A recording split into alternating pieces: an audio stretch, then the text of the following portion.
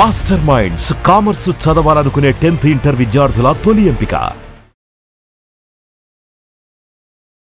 నమస్తే రమగారు. నమస్తే చే రమగారు, హనీమూన్కి వెళ్ళిన ఒక జంట అందరికీ తెలిసిందే, సోషల్ మీడియాలో ఫుల్ వైరల్గా అవుతున్న వీడియో. వెళ్ళి ప్రియుడు కోసం పెళ్లి చేసుకున్న భర్తని చంపేసింది. అంటే ఎలాంటి సమాజంలో ఉన్నాం, అసలు ఏం జరుగుతుంది, ఎవరు ఎవరికి ఆదర్శం, ఎన్ని మాటలు చెప్పుకుంటాం కదా రమగారు. మనం ఆదర్శంగా ఉండాలి, ప్రతి విషయంలో మనమే ఆదర్శంగా ఉండాలి, సమానంగా ఉండాలి, కాస్త ఒక మెట్టు ఎక్కువగానే ఉండాలి, ఇట్లా కదా కోరుకుంటాం. ఆ ఎక్కువ అనేది ఎలాంటి విషయాల్లో చూపిస్తున్నాం అంటే దీనికి కూడా పరుగులు పెట్టేస్తున్నాము. ఇన్ని రోజులు అతను ఏదో చేసేసాడు ఇలాంటివి వినేవాళ్ళు. ఇప్పుడు చూడండి, ఆమె ఏదో చేసేసింది అనే పరిస్థితికి వచ్చేసాం. రేపొద్దున పిల్లలు కూడా క్వశ్చన్ మార్కే కదండి. ఇప్పుడు ఆమె అంటే ఈ ఒక ఆమెనే చేయాలి. ఇప్పటికి ఎన్ని ఆమెల్ని చూసాం మనం. ఇట్లా తయారైంది. భర్త మొహం మార్చేసి, భర్తను చంపేసి ఎవరి మొహం కాల్చేసి వానికి ప్లాస్టిక్ సర్జరీ చేయించి ఏమిటో సినిమాటిక్ గా చేసిన కేసులు కూడా చూసాం, విన్నాము, చూసాము. అవి చూసాం. ఏవో సీరియల్స్ లో సినిమాల్లో చూసి చేస్తారు. ప్రేమికులు కాస్త నేరస్తులు అయిపోయారు. చూడండి, సోనం విషయంలో అదే జరిగింది కదా. అంటే ఇప్పుడు ప్రేమించేటప్పుడు ఇవన్నీ ఎలా ఉంటాయి జయ? ఇవ్వాలంటే హత్యలైనాయి. జనరల్గా ప్రేమలు, పెళ్ళిళ్ళు అవి తీసుకోవాలి. మొదట ప్రేమించేటప్పుడు మన స్థాయి, మన లెవెల్, మన పేరెంట్స్ ఒప్పుకుంటారా ఒప్పుకోరా, వీళ్ళని ఒప్పించగలమా లేదా, ఇవి ఆలోచించుకోవాలి. ప్రేమ అట్లా కలగదు, ప్రేమ మనసుకు ఏవో చెప్పుకుంటాం, పాయింట్లే అవన్నీ. తీరా ఏదో ప్రేమించావు, వాళ్ళతో కలిసి ఉండేటప్పుడు కదా నీకు వాళ్ళ లెవెల్ వేరు మన లెవెల్ వేరు అవన్నీ నీకు తెలిసేగా. తర్వాత అట్లా లెవెల్స్ తెలిసి ఫెయిల్ అయిన ప్రేమల్ని ఎన్నిటిని చూస్తారు, వీళ్ళకే తెలుసు. వాళ్ళతో అడ్జస్ట్ అవ్వలేరు, ఏ రకంగానూ అడ్జస్ట్ కాలేకపోతారు. అవి ముందే ఆలోచించుకోవాలి. పోనీ నువ్వు వీడొద్దు వాడే కావాలి అని అనుకున్నప్పుడు, ఇది కొత్తగా పేరెంట్స్ చూసిన పెళ్ళొద్దు, నువ్వు బలంగా దాని మీద నిలబడు, కొన్నాళ్ళు గొడవ చేయి, నిలబడు. అతన్నే చేసుకోవటమో ఏదో చెయ్యొచ్చు. ఇప్పుడు పరువు హత్యలు ఒకటి చూస్తాం. ఏమిటి, ఆ పిల్లలు భర్తతో కావాలనుకున్న వాడితోటి వెళ్ళిపోతుంది. వాళ్ళకి పిల్లలు పుట్టాక కూడా ఈ పేరెంట్స్ వెళ్ళి వాళ్ళని చంపేసి వచ్చేవి చూస్తాం. మన అమ్మ తండ్రుల్లో, మన బాబాయిల్లో, మన తాతల్లో, మన ఫ్యామిలీస్లో ఉన్న క్రూరత్వం ఏమిటో అనేది మన జీవితం మీద పూర్తిగా వచ్చేసేదాకా మనకు తెలియదు. అలా కూడా జరిగితే జరగచ్చు. ఈ ప్రేమలు ఇవన్నీ కూడా చివరికి ఒక డెడ్ ఎండ్కి చేరుతూ ఉంటాయి. ఇప్పుడు ఇది చూడు, ఆ పెళ్ళి ఎందుకు చేసుకోవడం అంత గ్రాండ్గా? పెళ్ళి ఏమిటి, ఆ హనీమూన్ ఏమిటి, తీసుకుపోయి అక్కడ అబ్బాయిని చంపేస్తే నీకు ఆ వాడు వద్దు, వీడి మీద నచ్చలేదు, వాడు కావాలనుకున్నావు, ఇప్పుడు ఎక్కడ దొరికాడు నీకు? నువ్వు దొరికిపోయావే. చూడండి, నువ్వు దొరికావు, అతను దొరికాడు. ఇప్పుడు మనం ఈ హత్యలు అన్నిట్లలోనూ బేసిక్ పాయింట్ ఇదే చూస్తాను జయ. భర్తను అడ్డు తొలగించుకోవడానికి చంపుతారు, చంపాక నువ్వు చేరేది జైలుకి. అడ్డు తొలగించుకుని నువ్వు సాధించింది ఏమిటి? దొరకమని ఎట్లా నమ్ముతావు? అది అనుకుంటారేమో రమ్మగారు. దొరకమని ఎంత ప్లాన్ చేసినా దొరుకుతారమ్మా. చట్టం లా చేతులు పెద్దవి దీనికి. పైగా సినిమాల్లో చూస్తాం మన వాళ్ళ దొరకకుండా ఉండేవాళ్ళని. దొరకకుండా ఏం ఉండరమ్మా. ఎన్నాళ్ళకైనా ఎప్పటికైనా దొరికేస్తాం.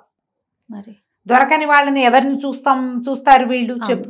కంపెనీ దాని పక్కకు పెడితే ఒకడిని చంపేసి నీకు లభించే అద్భుతమైన జీవితం ఏమిటో చెప్పు. అసలు అతని ప్రాణం తీయటం, పైగా ఫ్యామిలీ, వారికి ఒక కుటుంబం ఉందా? వాళ్ళంతా అన్యాయం అయిపోతారా? నువ్వు ఇలాంటి పని చేస్తే మీ కుటుంబానికి ఎంత చెడ్డ పేరు.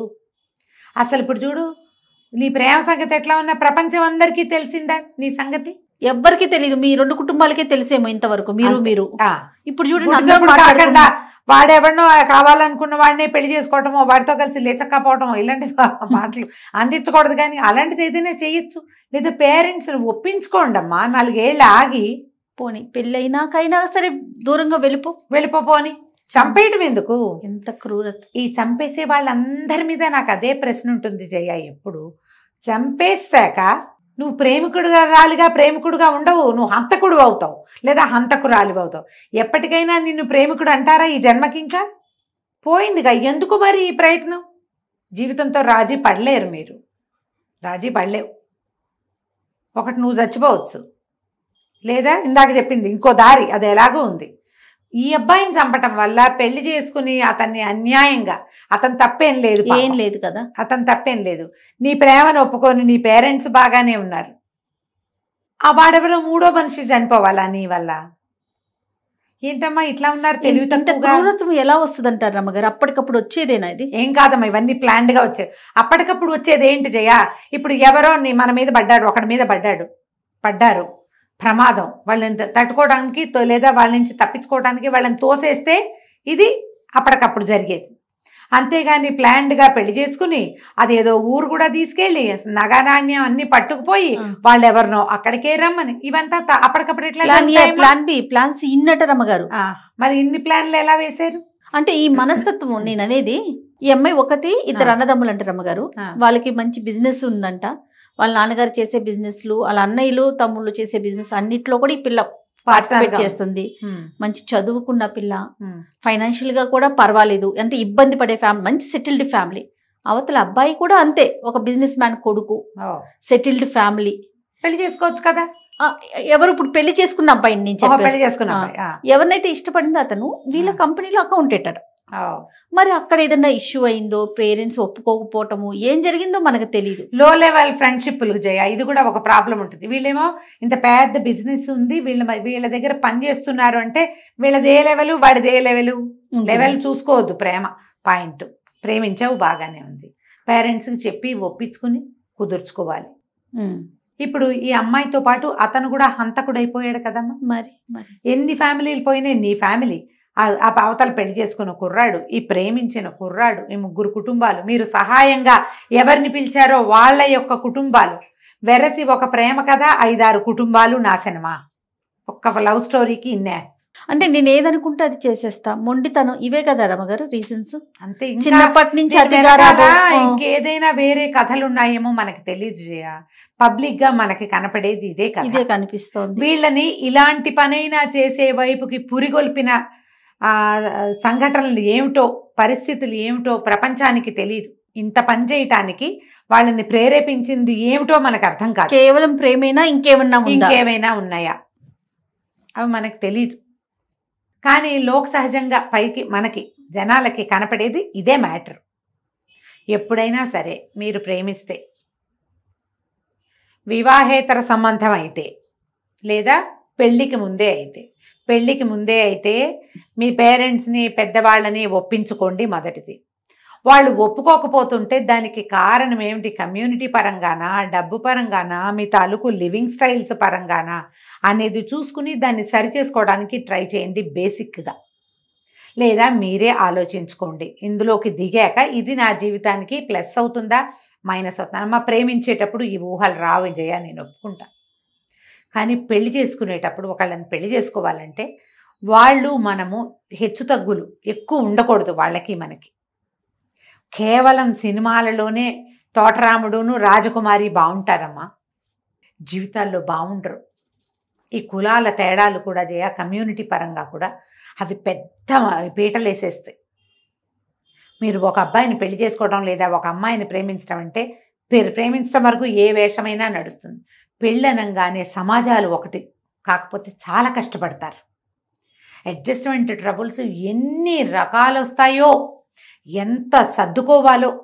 ఈ కాలము సర్దుకునే కాలం కాదమ్మా. ఇది వరకు ఈ అసమానతల్ని సర్దుకుని పెళ్లి నడిపించుకునేవాళ్ళు. ఇప్పుడు ఆర్థిక అసమానతలు కూడా సహించలేని పరిస్థితి. ఈ బయటికి వెళ్ళిపోయే బదులు ముందే మానేసుకుంటే సరిపోదా? మొదటే మానేయచ్చు కదా. ఈ చంపేయటాలు, చచ్చిపోవటాలు, వాటి దానికి వెళ్ళటం దాకా ఎందుకు? కొంచెం ఆశాభంగం ఉంటుంది, కొంచెం గ్యాప్ తీసుకోండి. ఎక్కడికైనా వెళ్ళి చిల్లవండి, ఎవరితోటైనా కొత్త వాళ్ళతో కలవండి, ఉద్యోగం చేస్తున్న ప్లేసులు మార్చేయండి, ఊరు మార్చుకోండి, మోడ్ ఆఫ్ జాబ్ మార్చుకోండి, ఐడియాలజీ మార్చుకోవడానికి ట్రై చేయండి.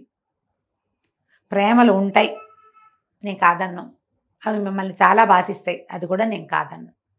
కానీ దేనికైనా జీవితం రెండో ఛాన్స్ ఇస్తుంది. ఇప్పుడు ఈ ప్రజెంట్ మనం చెప్పుకుంటున్న సంఘటనలో రెండో ఛాన్స్ ఏదో చెప్పు, ఏమైనా ఉందా? ఏమీ లేదండి. ఆ అమ్మాయి చేసుకున్న పెళ్లిలో సమర్థించుకుని ఊరుకుంటే రెండో ఛాన్స్ వచ్చేది. ఆ కుర్రాడు, ఈ పిల్ల పెద్దింటి పిల్ల లేదా బాగా డబ్బులున్న వాళ్ళు, ఏదో పెళ్ళైపోయింది ఇంక దీని జోలు మనకొద్దని కుర్రాడు ఊరుకుంటే వాడికి కూడా రెండో ఛాన్స్ వచ్చేది. ఇప్పుడు వీళ్ళిద్దరూ కలిసి డెడ్ ఎండ్లోకి వెళ్ళిపోయారు. ఎందుకు వచ్చింది ఇది? ఇప్పుడు వీళ్ళకి హెల్ప్ చేసిన ఫ్రెండ్స్ అయినా అరే ఈ పని వద్దు దొరికిపోతాం అని చెప్పలేరు, వాళ్ళకు కూడా తెలియదు. ఇది ఏ మూలకు చేరుతుందో వీళ్ళిద్దరి వల్ల వాళ్ళెవరో ఇద్దరో ముగ్గురో కుర్రాళ్ళ జీవితాలు కూడా రోడ్డు మీద పడ్డాయి కదా. అవునా? అవునండి. ఈ దాంట్లోకి వెళ్ళొద్దు. సినిమాటిక్గా ఇదేదో చెయ్యాల్సిందేనని అనుకోవద్దు. అంతకంటే అద్భుతమైన సినిమా కనపడచ్చు మనకి. మరి ఇవి ఒక తాత్కాలికమైన థ్రిల్లింగ్ కలగజేస్తాయి కానీ లైఫ్ లాంగ్ మీతోటి ఇవి సరిగ్గా ఉండవు. ఇది వరకటి కాలంలో ఇవి వదిలిపెట్టేసిన ఏదో వేరే వాళ్ళతో వెళ్ళిపోయినా పెళ్ళిళ్ళు చేసేసుకుంటూ ఉండేవాళ్ళకి ఊళ్ళల్లో కూడా చాలా కథలు కనపడతాయి. మొగుడిని వదిలిపెట్టి వచ్చేసి ఎవరితోటో కలిసి వచ్చేస్తారు, వాళ్ళు కలిసి ఉంటారు. కొన్నాళ్ళకి వీళ్ళ జీవితం వీళ్ళది, వాళ్ళ జీవితం వాళ్ళది, ఏదో నడుస్తుంది. ఈ వెళ్ళిపోతే పోనీ ఒక రకం, చంపేస్తే అసలు వెళ్తే నేను అదే చెప్తాను, లేచక్కపోవచ్చు హాయిగా. ఇది చంపేసే పోలైతే క్రూరం, వాడి జీవితం నాశనం, వాడు లేడు, వాడి ఫ్యామిలీ అంతా సర్వనాశనం, నువ్వేమో హంతకులైపోయారు మీరు కదా, మోస్ట్ వాంటెడ్ క్రిమినల్స్ గా అయిపోయారు. చూడండి ఎక్కడ లవర్స్ లవ్ బర్డ్స్ కాస్త క్రిమినల్స్ అయిపోలా. మరి అందులోకి వెళ్ళకూడదు. ఫ్రెండ్స్ వీళ్ళని ఎంకరేజ్ చేయబోకండి. ఈ క్రిమినల్ ఐడియాస్ని, నిన్ను కాదండి దాన్ని నువ్వు కాబట్టి వదిలిపెట్టావు నేనైతే వదిలిపెట్టను లాంటి పిచ్చి సినిమా మాటలు మాట్లాడకండి. ఎందుకంటే మీ ఫ్రెండ్స్ లవర్స్గా ఉంటే తర్వాత మిమ్మల్ని కూడా వాళ్ళు క్రిమినల్స్గా మారుస్తారు రేపొద్దున. అదే కదా జరిగింది, అదే జరిగింది కదా. ఇలాంటివి ఏమైనా ఉంటే ఎవరైనా పెద్దవాళ్ళకి చెప్పేయండి, ఎవరైనా పెద్ద తలకాయ సలహా తీసుకోండి ఏం చెయ్యాలి అనేది. తొందరపాటు పనులు చేయబోకండి. ఈనాటి యువత ఏంటంటే ఎంత పరిగెడితే అంత సక్సెస్ అవుతాం మనం.